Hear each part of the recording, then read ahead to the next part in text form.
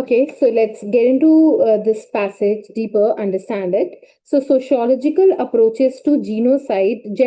So, sociological approaches to genocide often begin by unsettling familiar narratives, right? So, what this line is saying is that sociologists, basically who studies genocides, starts by questioning the common stories people usually believe, right?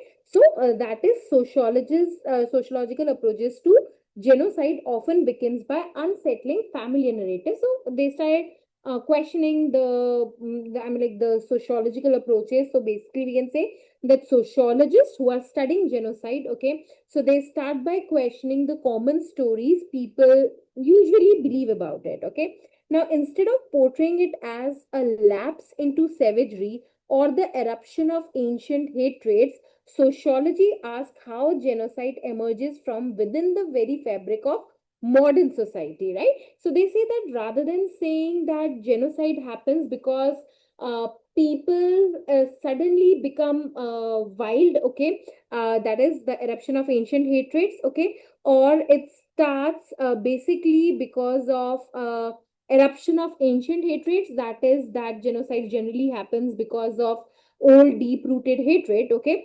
So sociologist does not want to study that, right? Sociologist basically studies that how or basically I would say that the sociologist wants to understand how genocide actually comes from within modern everyday society itself, right? Now it becomes necessary to examine the institutional, ideological and everyday processes that normalize extraordinary violence, okay. So they say that the sociologists basically why they do that is that because they need to look closely at how that this institutional, that is basically government, okay, and ideological ideas and our day-to-day actions, okay, they make such extreme violence seem normal, okay. So what sort of society allow its member not just to kill but to kill systematically and with bureaucratic precision, right? Now the big question is that what kind of society let people kill others in an organized, control and of efficient way using official system, right? So basically we say that this particular paragraph kind of, it talks about that the sociologist generally studies that how genocide and like why genocide basically happens, okay. So they kind of say that it's, they do not believe that it's because of suddenly that the people became violent or it is because of the old deep rooted hatred, okay. They want to study that basically how genocide, I mean like you can say that it actually happens in a modern or everyday society, okay, and how it happens in a very organized and efficient way. So I would say that this line, right? So how do they kill systematically with bureaucratic precision? So how does this genocide actually happens in a modern life? This is basically the query. And secondly is that how the society, which is so modern and so on, right? It let people kills other in an organized or in a bureaucratic manner in a very efficient way using official systems. So this is basically the question that the author is raising, right? Now, the architecture of modernity, bureaucracy, rationalism, statecraft frequently appears not as a safeguard against barbarism but as its silent partner, okay. So we see now that the author is not very happy with this bureaucratic and other. So it says that modern society structure, the architecture of modernity, so basically the modern society structures such as bureaucracies, now bureaucracies you can call it as an official government system, right? And rationalization you can call it as a planning, okay. Statecraft is basically you can call it as a state management, okay. So this is basically you can say that the modern society structures, bureaucracy, rationalism and statecraft frequently appears not as safeguard against barbarism but as a silent partner. Now the author is saying that these modern society structure, okay, they do not actually stop barbarism or cruelty, okay, but they actually let it happen, help it happen, I would say, okay. They have silent partners, so but they actually help it happen quietly. So you can see that this is connected to the previous idea. When violence is organized through routinized procedures administered by officials trained in logistics rather than ideology, the question is no longer simply why people hate, but how they participate, right? So this is saying that when violence is done in a very organized way, okay, so the officials focus on managing tasks rather than beliefs. Okay, so the key question shifts from why people hate to how they get actually involved in violence. Okay, so it is not important that why people hate, but what is important is that how people actually get involved in the violence, right? Now, the train conductor who schedules the route, the clerk who updates census records, the chemist who calculate dosage, they all become agents of annihilation through none of them may ever see a corpse. Okay, so they say that even people who are, let's say, very far fetched from violence, okay, like a train driver or let's say a clerk or the chemist, right?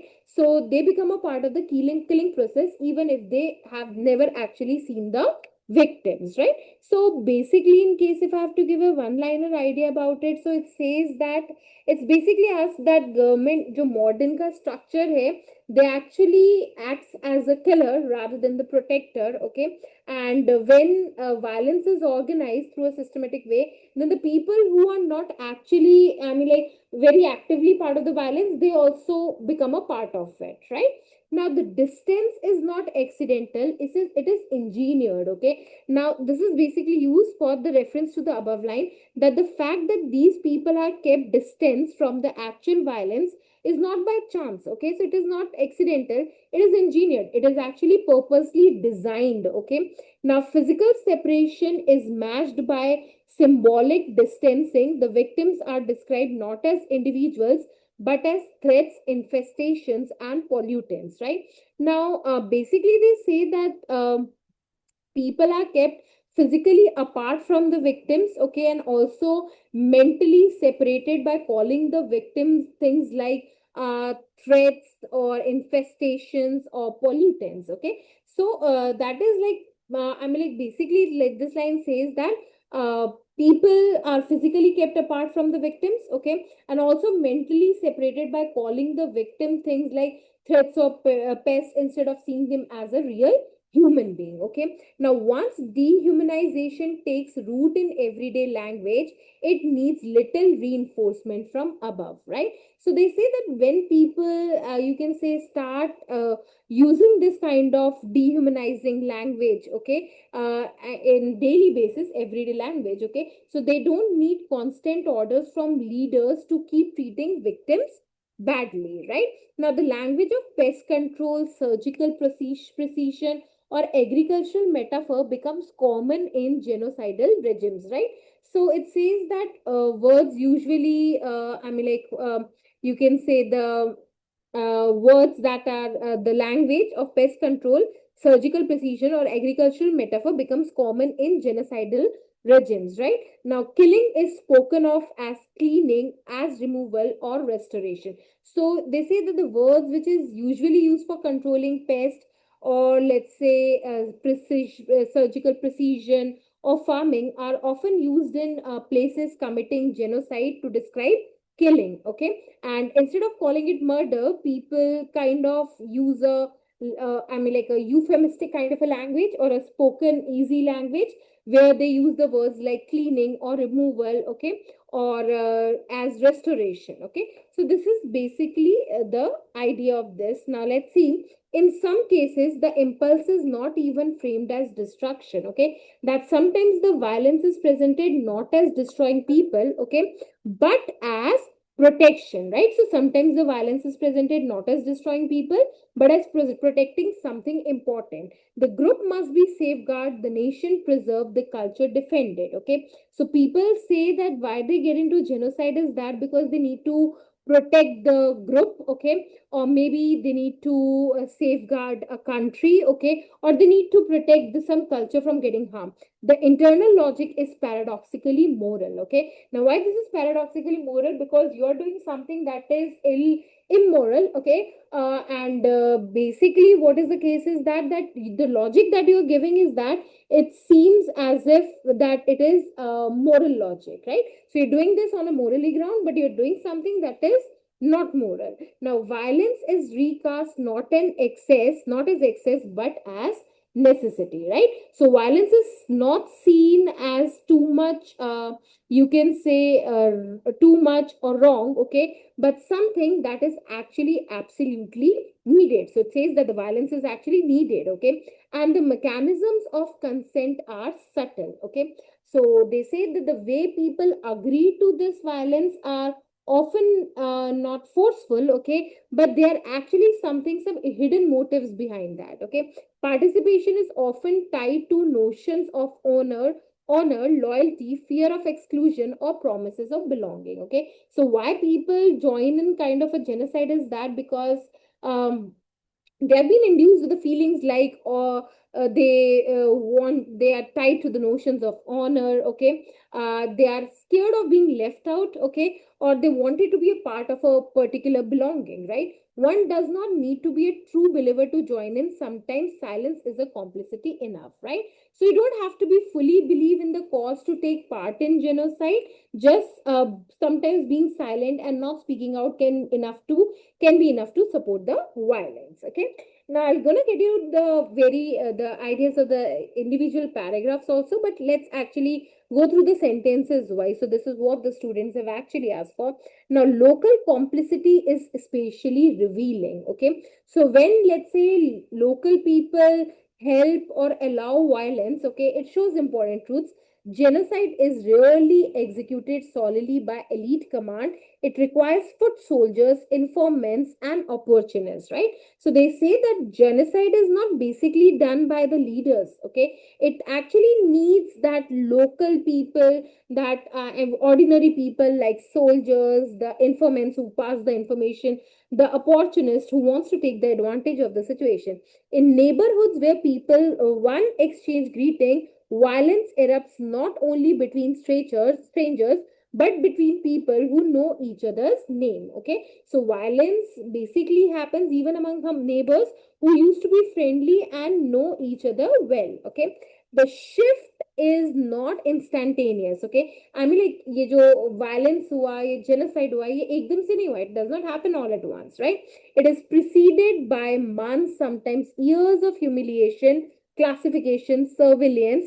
Social ties are first strained, then severed, then weaponized. Okay, so they say that this before the violence starts. Okay, so I mean, like, there's a proper planning that happens for a long period where the victims are, you can say, they are humiliated, they are classified, and they are being watched closely, and social ties are first strained. So pehle relationship jo social ties hai, friendships or relationships, they are hurt, okay, then severed, then they are broken, and finally they are being used, or they are being weaponized, that is finally used as a tool for violence. There is often a dark choreography to it all, right? So dark choreography is that the violence is often carefully planned and organized. The timing of arrests, the mapping of homes, the sequencing of massacres, they point not to chaos but to planning. Okay, so they say that things like when people are arrested, okay, timing of arrest, right? So mapping of homes and the sequencing or the order of killing shows that it's not random, but it is something that is being done after a proper planning. Okay, but planning alone cannot account for participation, right? But then the author says that kisi planning se hi violence does not explain why people take part. Okay, the sociology of genocide must confront not just the machinery but the motivations. Okay, how fear is manufactured, how revenge is dressed up as a duty, how violence travel not only downward from authority but sideways through social networks. Okay, so now the author says that sociologists must understand, okay, that what kind of the system makes genocide happen, okay, and why people actually join in, okay, and how the fear is created, how revenge is dressed up, okay, on how violence actually spreads not only downwards but also among sideways through social networks. Now the social networks here is spread sideways, let's say, among friends and communities, right? Now, and when the guns fall silent, the social work continues. Okay, so even after the guns fall short, is that even when the weapons or the violence stop, okay, society still works on what comes next. Okay, the reshaping of memory, the rewriting of textbooks, the quiet burial of inconvenient truths, right? So people change basically that how history is remembered. They rewrite school books and hide uncomfortable facts. Okay, who mourns aloud and who is silenced? How are the dead named or left unnamed? Sometimes the absence is louder than the act itself.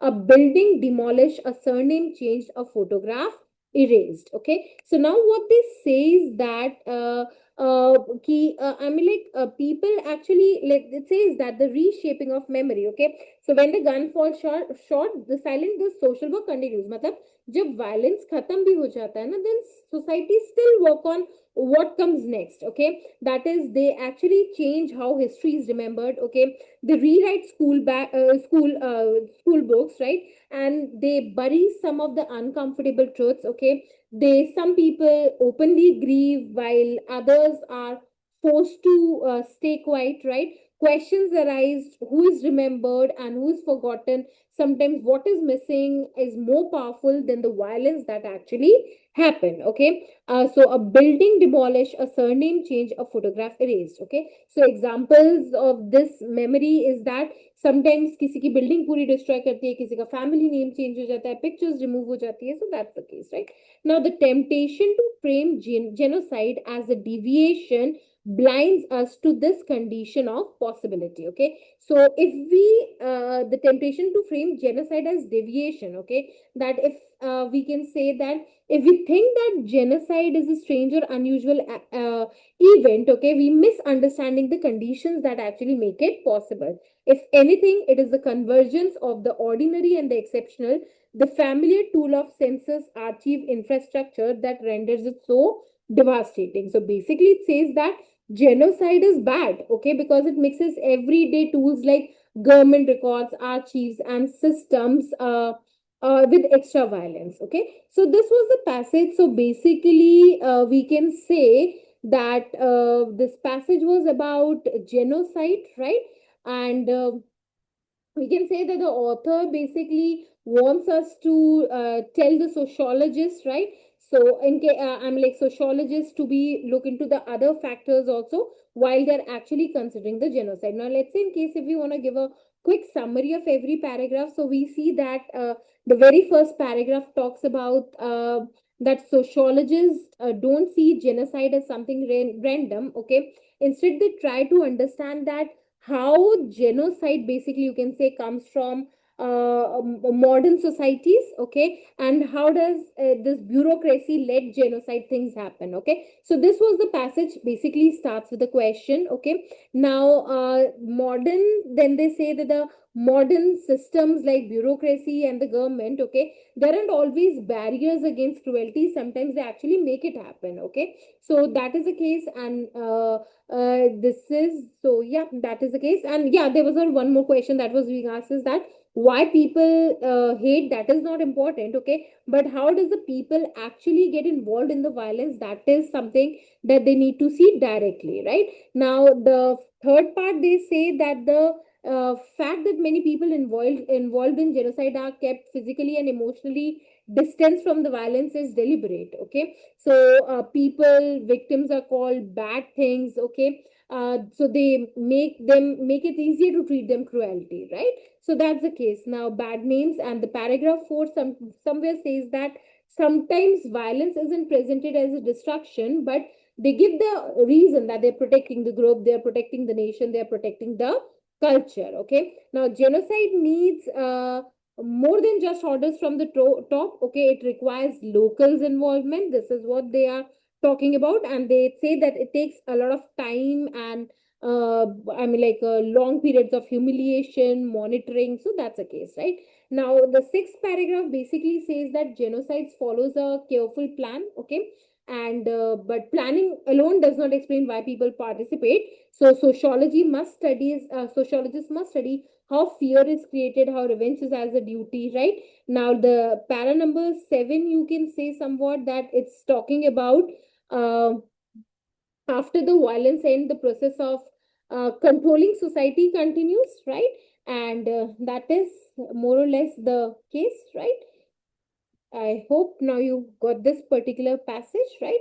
So now let's see the questions to it. So it's all about genocide, and the author wants to delve deeper into the causes of the genocides. Okay, not just the causes, but the aftermath also of it, right? Now, the by dark choreography, the author means that, right? Now, the dark choreography, the author means that you can say here that. The phrase dark choreography was somewhere here in this particular paragraph, right? There is often dark choreography to it all, right? Now, dark choreography to all is that you can say the timing of arrest, the mapping of homes, the sequences of massacres. They point out not to chaos but to planning. Okay, so this line clearly shows that the author uses dark choreography as a metaphor. Okay, and it is a metaphor that is basically used to describe the calculated and the planned nature of genocidal violence. Okay, and that's the reason that the correct answer to this question is option number C, that is the deliberate and coordinated steps from arrest to massacre that expose genocide as a calculated process rather than a spontaneous outburst. Okay, so just like a choreography in a dance is meticulously planned. Okay, here too the stages of violence, okay, from timing of arrest to identification or to destruction. Okay, so these are all part of a proper planning. Okay, so that is the case. So basically the case is that is done with the proper planning, and it is not just done in a spontaneous manner, right? So that's the reason that the option C is the correct answer. Now let's understand that why the other options are incorrect option. So the option number A basically says that the eerie order with which genocidal regimes use dehumanizing languages like cleaning or restoration to mask their true intent. Okay, now this is basically talking about language manipulation. Okay, which is actually somewhat discussed. No? They call it bad names. Okay, so this is somewhere discussed here in this part of the passage. Okay, so not that the language of pest control, surgical precision, or agriculture metaphor becomes common in genocidal regimes, right? So this was this. Okay, but whereas this choreography wala part, okay, this is not about how the author describes that the language mask violence. Okay, so that is a case that the A cannot be the answer, because this is option addresses a theme in the passage. I mean, like, this is true as per the passage. Okay, but it does not match with the context of the dark choreography. Now, the symbolic ritualization of violence in public memory, where the aftermath of genocide is managed through textbooks, photographs, and silence, right? Now, again, this is also something that is truth as per the passage. Okay, this is basically the idea in this particular paragraph. But this is again not referring to the dark choreography. Okay, so the dark choreography is not the after effects of genocide or the aftermath of genocide. Okay, the passage is about that. I would say that the dark choreography is basically about the planning that is being done. Okay, it is not about the reshaping of memory, the rewriting of textbooks, the quiet burial of inconvenient truths. Okay, so it is not about it, right? So this section actually discusses the post genocide memory work. Okay, it's not talk about the choreographed nature of the violence itself. So that's the case that this is not the answer. Now let's see the option number 4, the spread of genocidal acts through social networks, where ordinary citizens follow the actions of peers rather than direct commands from authority. Okay, now there was also a line which actually talks about it, right? Yeah, so yeah, violence, this was the case though. So local complicity is spatially revealing. Genocide is rarely executed solely by elite command. It requires foot soldiers in neighborhoods where people one exchange greetings. Violence emerged not between strangers but between people who know each other, right? And there was a line of violence is traveling. Okay, yeah, okay. So the sociology of genocide must confront not just the machinery but the motivations and how fear is manufactured, how revenge is dressed up as a duty, and how violence travels not only downward from authorities but sideways through social networks. Okay, now this particular option is linked to the lines about violence spreading sideways through social networks. Okay, which actually happens after the reference of the dark choreography. Okay, so the idea, you can say that this is a kind of, yes, it talks about the participation of people. Okay, but it is not about the planning and execution step, which is basically described as choreography. Okay, so horizontal, this violence travels not only from downward but also downward from the authorities but sideways through social networks. Okay, so it talks about horizontal spread of violence. Okay,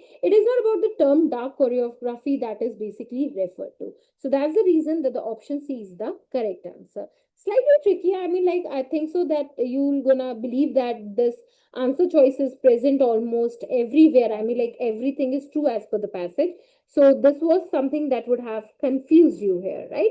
Now let's see the question number 2. The author asked how are the dead named or left unnamed to highlight. Okay, so why does the author put this, that how are the dead named or left unnamed, right? Now this particular line was somewhat present in the second last or the penultimate passage, right? And there they say, and when the guns fall silent, the social work continues, the reshaping of the memory, the rewriting of textbooks, the quiet burial of inconvenient truths, who mourns aloud and who is silent, how are the dead named or left unnamed. Okay, so now the author asks how are the dead named or left unnamed to highlight. Okay, that is the silent ways in which memory is shaped or erased. Okay, now basically what was the context of naming the dead, right? So ye kya hua hai? What is this part is explaining? So this part is explaining that what happened once the guns fall silent, that is when the violence erase. Okay, so the social work continues, matlab log fir bhi ab apna continue karenge. So the author uses the phrase that how the dead named or left unnamed immediately after, I mean, like, you can say by describing the ongoing reshaping of memory and the rewriting of textbooks and the quiet burial of inconvenient truths. That is, some truths that you do not want to face is being buried, right? So that is the case. So this shows that naming of dead is not just about recognition, but how society somewhere they actually remember or forget victims of genocide. So that is the silent ways in which memory is shaped or silent, right? So that's the case. And let's see what is the problem with the other options. So the option number three says, option number A says, let's say, that the emotional burden communities faced after genocide. Okay. Now, while no doubt that the emotional burden is a part of reality, okay, but the author's focus is not on the emotional trauma, on the survivors, or let's say communities. ये बात नहीं हो रहा है ना इसमें कि the emotional burden communities face after genocide. So उनको emotional burden नहीं है. Okay, it is about the social construction of the memory, कि मतलब memory में से हम कुछ को delete कर देते हैं, कुछ को याद रख लेते हैं. So that is what this particular part is speaking about. Okay, so the passage hints at mourning part. Okay, the hits at the emotional burden part. Okay, but here it is, the focus is not on an emotional burden but basically on a social memory processes. Okay, now the role of naming in restoring dignity to victims. Okay, the passage nowhere was a positive in terms that they emphasize on restoring dignity by naming it. Okay, so it's basically says that how are the dead named or left unnamed, कि मतलब कुछ को हम याद रखते हैं, कुछ को हम भूल जाते हैं. So that is basically the idea that is this particular line is talking about. Okay, so there's no positive or I mean like this is a positive connotation we use for the soldiers. Okay, so ये author का tone कहीं पे भी ये positive वाला नहीं था. Okay, so the author is basically highlighting that the victims maybe deliberately they will be left unnamed. Okay, which is as a tool of, let's say, forgetting the person, right? Now the unequal mourning practices across social groups, right? Now again it is talking about unequal, that is inequality of mourning. Okay, that is not explicitly described in the passage. Okay, the author's focus is more on erasing the memory, okay, while preserving some of the people's memory. Okay, it is not about this, the passage is about us, I mean like inequalities in mourning. Okay, so the passage speaks broadly about, you can say, silencing and reshaping memories. Okay, so that is the case that the option number B is the option number C is the correct answer.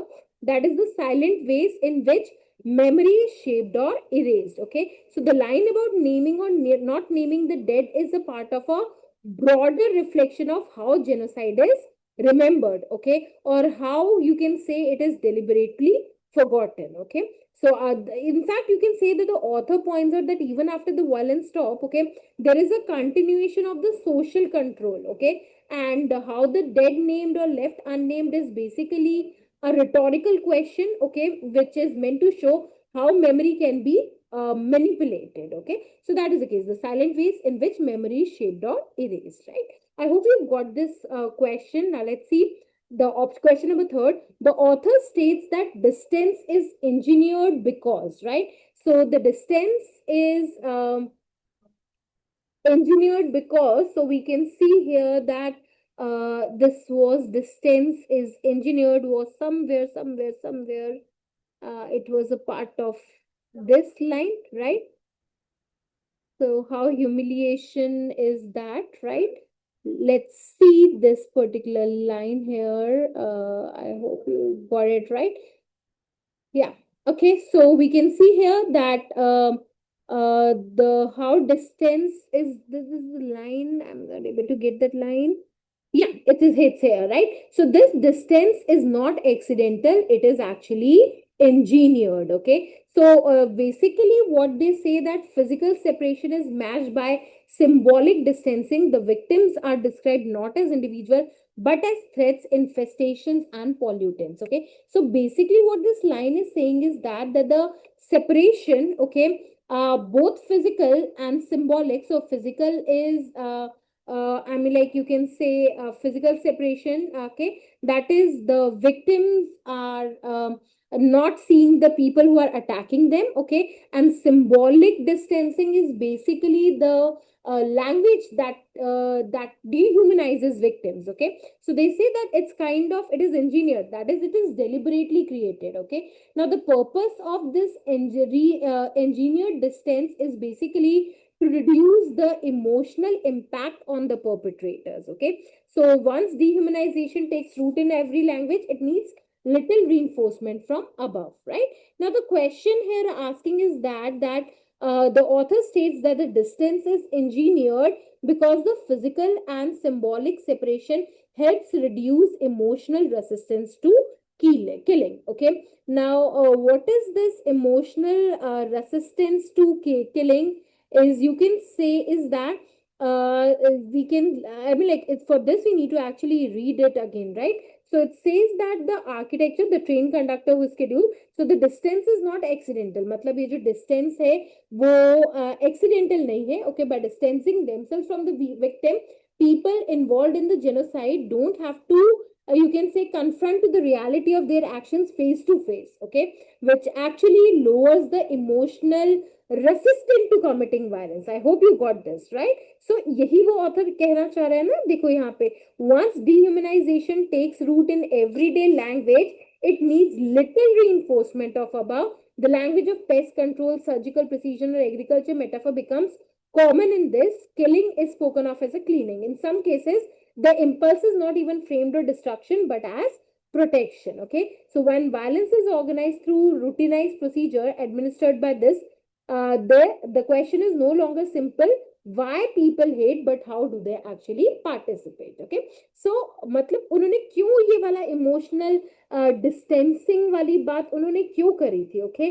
So the idea here is that the author explains that how genocide is made possible. Okay. So it is not made possible just through the ideology hate, okay, but through the deliberate structuring of it, deliberate planning of it. Okay. So they say that they create a kind of a physical separation and symbolic distance between the perpetrators and the victim. Okay. And the idea behind creating this distance intentionally is to make violence easier to carry out now. Okay. Often by making it feel less personal or emotionally troubling. Okay. So the emotional resistance to killing is reduced because the violence become impersonal and abstract. Okay. So by distancing, whether it is a physical separation or a symbolic distancing. Okay. So by distancing themselves from the victims, people involved in the genocide don't have to confront to their actions face to face. Okay. And the passage also supports this with an examples of the people like, train conductor and other, right? So they say train conductor, clerk, and the chemist. Okay. So who perform the role they are far removed from the direct violence. Okay. But yet they become the agents of annihilation, right? So that is the case that the answer to this question is physical and symbolic separation helps reduce emotional resistance to killing, right?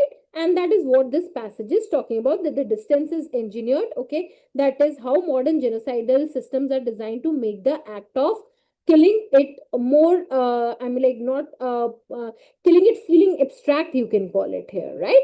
So the example of chemist, the clerk, the truck conductor, they say that they have never seen a corpse. Okay. So that means that उन्होंने कभी देखा ही नहीं, so they're not very much actively involved with it. Okay. But still they are agents of annihilation. So that is true.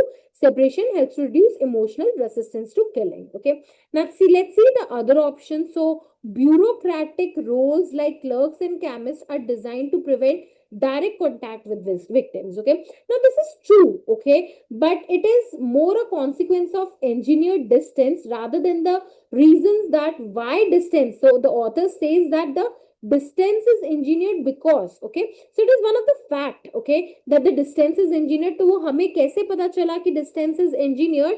Because the bureaucratic roles like clerk and chemist are designed to prevent direct contact with victims. So वो distance engineered है, लेकिन ऐसा क्यों किया है? Why do they do that? Okay, so this is not answering this question of why the distance is engineered. Okay, whereas my question is asking you why the distance is engineered. So this option somewhat wrongly assumes also that the bureaucratic roles like clerks and chemists are designed to prevent contact with victims. Okay, so I mean, like, they are designed to avoid victims, we don't know. Okay, so the author's point is not that their job design is for this purpose. Okay, but they say that their roles create distance. Okay, which is later used to enable them to distance from the consequences of their action, right? So that's the case. Now option number C says that victims are described as pollutants or infestations to make violence seem procedural, right?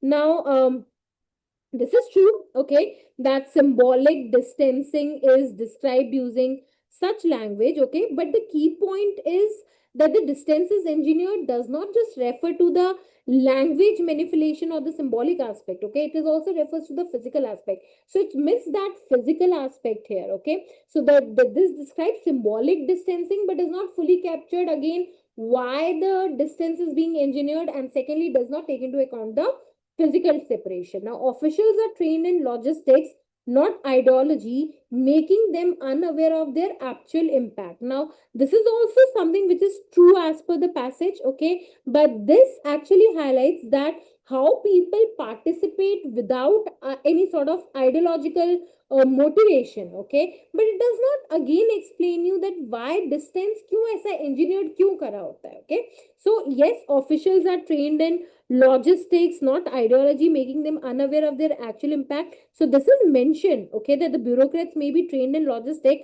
rather than the ideology, right? So this was given now. So yeah, the bureaucratic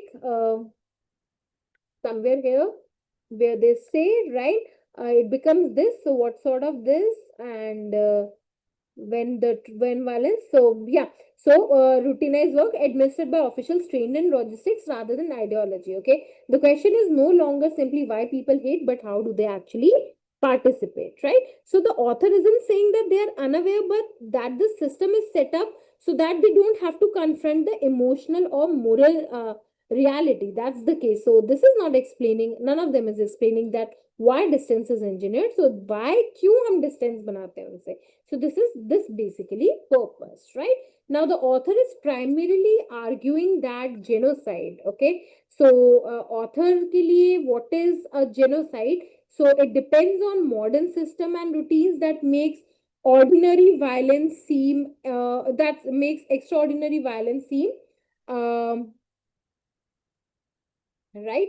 So yeah, so that makes that just a second, I was drinking water, okay. Yeah, so we can see here that the author is primarily arguing that genocide. So this is basically, you can call it as a main idea question. Okay, so it asks us to identify that the what is the I mean what the author is primarily arguing about genocide throughout the entire passage. Okay, so now we need to see here that what is the key elements of the passage. Okay, so the first passage basically say that the genocide is not merely, you can say, is an impact of hatred or savagery, okay, but they say that it actually emerges from within modern society, which is actually being aided by bureaucracy, and it is being done in a very engineered manner, okay, plain manner, and then there is a physical separation and the symbolic distancing that happens to it, okay. Then the author says that somewhere the language and morality, okay, and the cause of genocide, okay, they have been manipulated to justify violence, okay. And then the author talks about the ordinary people, okay, who know actually each other, okay, their neighbors and others, they participate due to the social and emotional pressures, okay. And then they say that after the violence the memory is reshaped and the eraser continues, okay. And at last they says that the passage kind of closes by warning against seeing genocide as a deviation, okay. So they say that it is a fact which is being enabled in by everyday systems of modernity, okay. So we can say that somewhere the central idea of the passage is that genocide happens because of modern system that somewhat normalizes extreme violence, okay. So the basically this idea would be something that will be reflected in the option, okay. And this is what the option number B is saying, right? That depends on modern system and routines that make extraordinary violence seem ordinary, right? So that is actually the key idea here.